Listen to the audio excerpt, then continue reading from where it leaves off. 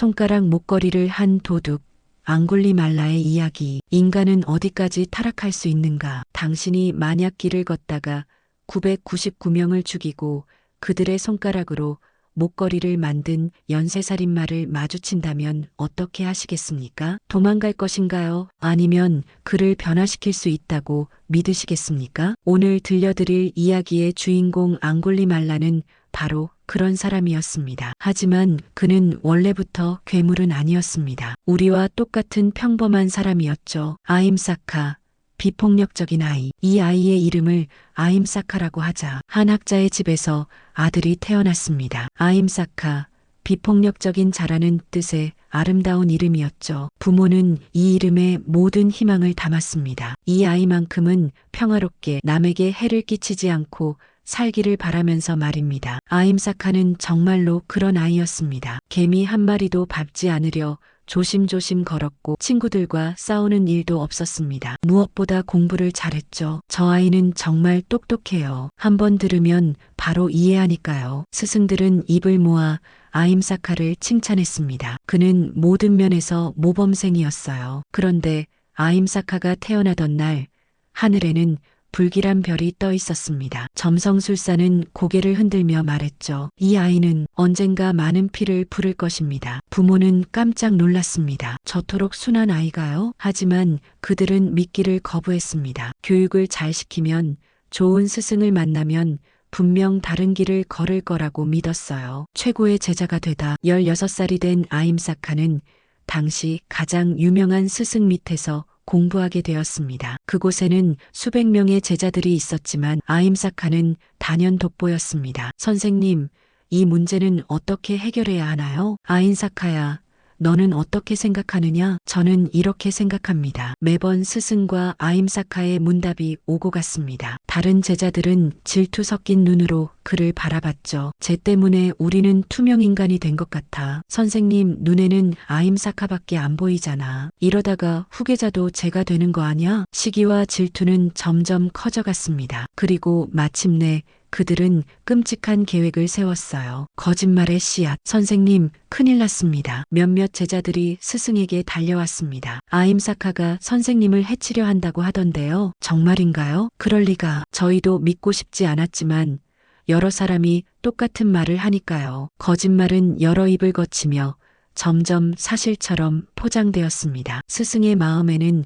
의심의 씨앗이 자라기 시작했어요. 혹시 정말 그럴까? 아임사카가 나를 밀어내고 자리를 차지하려는 건 아닐까? 의심이 확신이 되고 확신이 두려움이 되었습니다. 스승은 결국 끔찍한 결정을 내렸어요. 저 아이를 없애야겠다. 하지만 직접 손을 쓸 수는 없었습니다. 대신 아무도 할 수 없는 불가능한 과제를 주기로 했죠. 불가능한 명령. 아임사카야, 이리 와보아라. 어느 날 스승이 아임사카를 불렀습니다. 평소와 다른 진지한 표정이었어요. 너에게 마지막 시험을 주겠다. 네, 선생님. 무엇이든 하겠습니다. 아임사카는 기대에 차 있었습니다. 드디어 진정한 제자로 인정받는 순간이 온 것 같았거든요. 사람의 손가락 1000개를 가져오너라. 그러면 너를 내 후계자로 삼겠다. 순간 아임사카의 머릿속이 하얘졌습니다. 선생님, 그 말씀은 내 말을 의심하는 것이냐? 진정한 지혜를 얻으려면 세속의 도덕을 뛰어넘어야 한다. 이것이 내가 깨달음에 이르는 마지막 관문이다. 스승의 눈빛은 차가웠습니다. 아임사카는 온몸이 떨렸지만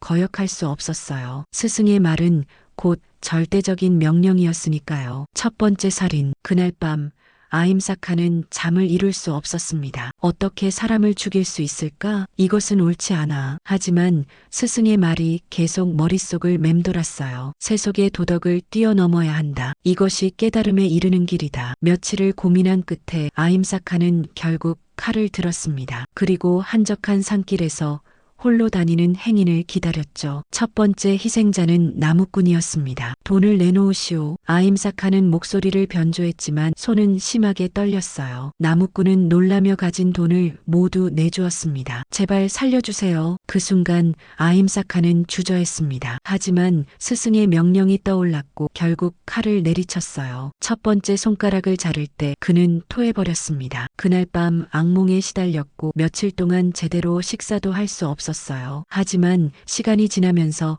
점점 무뎌졌습니다. 두 번째는 첫 번째보다 쉬웠고 세 번째는 두 번째보다 쉬웠어요. 괴물로 변해가는 사람 10명, 10명, 100명. 아임사카의 손가락 목걸이는 점점 길어졌습니다. 그의 눈빛도 점점 변해갔어요. 처음에 순한 학생은 어디에도 없었습니다. 사람들은 그를 앙골리말라 손가락 목걸이를 한 도둑나고 불렀습니다. 더 이상 아무도 그의 본래 이름을 기억하지 못했어요. 저 산길에는 가면 안 돼. 앙골리말라가 산다고. 목에 걸린 손가락이 몇백 개나 된대. 한번 만나면 절대 살아 돌아올 수 없어. 사람들의 두려움과 공포가 앙골리말라를 더욱 괴물로 만들었습니다. 그는 이제 자신이 괴물이라고 믿게 되었어요. 나는 이미 되돌릴 수 없는 길을 왔다. 이제 999개다. 하나만 더. 어머니마저. 999번째 희생자를 죽인 후 앙골리말라는 마지막 한 명을 찾고 있었습니다. 그런데 며칠을 기다려도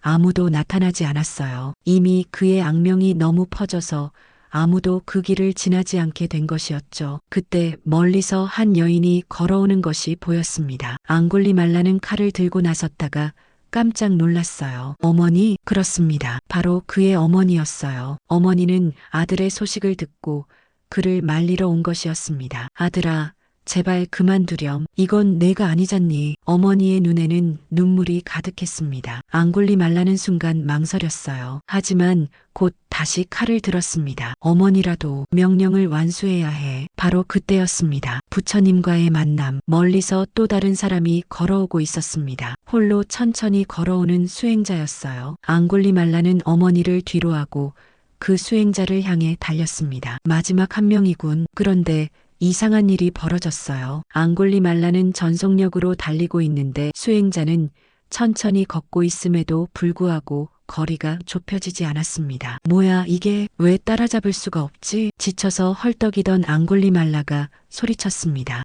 멈춰서라. 그때 수행자가 뒤돌아보며 조용히 말했습니다. 나는 이미 멈춰 있다. 멈추지 못한 것은 바로 너다. 그 순간 앙골리말라는 알 수 있었습니다. 이 사람이 보통 사람이 아니라는 것을. 그리고 그 평화로운 눈빛을 보는 순간 갑자기 눈물이 쏟아졌어요. 손에 쥔 칼이 떨어졌습니다. 깨달음의 순간. 당신은 누구십니까? 나는 모든 생명을 사랑하는 자다. 부처님의 목소리는 따뜻했습니다. 앙골리말라는 그동안 느껴보지 못했던 평안함을 느꼈어요. 저는 너무 많은 죄를 지었습니다. 999명을 죽였습니다. 저 같은 놈도 구원받을 수 있습니까? 악한 행동은 더 많은 악한 행동으로 멈출 수 없다. 오직 선한 마음과 자비만이 그 악순환을 끊을 수 있다. 부처님의 말씀은 번개처럼 앙골리말라의 마음을 쳤습니다. 그는 그 자리에서 무릎을 꿇었어요. 제발 저를 제자로 받아주십시오. 저도 다른 사람이 될 수 있다고 믿고 싶습니다. 일어나라.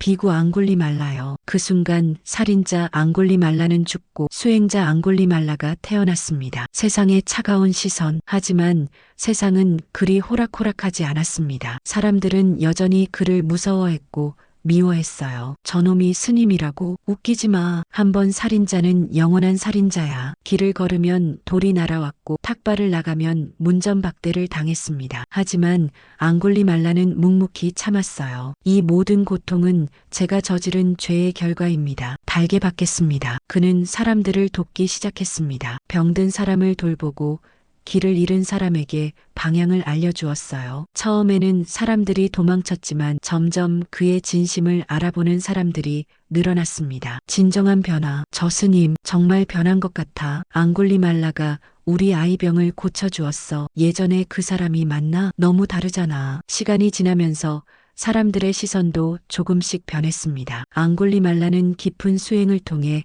마음의 평화를 얻어갔어요. 어느 날 한 임산부가 난산으로 고생하고 있다는 소식을 들었습니다. 앙골리말라는 그 집으로 달려가 기도했어요. 제가 태어난 이후로 단 한 번도 생명을 해치지 않은 그 공덕으로 이 아이와 어머니가 무사하기를. 그런데 놀라운 일이 일어났습니다. 아이가 무사히 태어난 것이에요. 앙골리말라 스님 덕분입니다. 그 일 이후 사람들은 그를 완전히 다른 눈으로 보기 시작했습니다. 앙골리말라는 말년에 이런 시를 남겼습니다. 칼을 들었던 이 손으로 이제는 꽃을 든다. 증오에 가득했던 이 마음에 이제는 자비가 흐른다. 그는 자신의 과거를 숨기지 않았습니다. 오히려 사람들에게 말했어요. 저는 999명을 죽인 살인자였습니다. 하지만 지금은 다릅니다. 변화는 가능합니다. 앙골리말라의 이야기가 우리에게 주는 교훈은 명확합니다. 아무리 깊은 어둠에 빠진 사람도 진정한 깨달음과 참회를 통해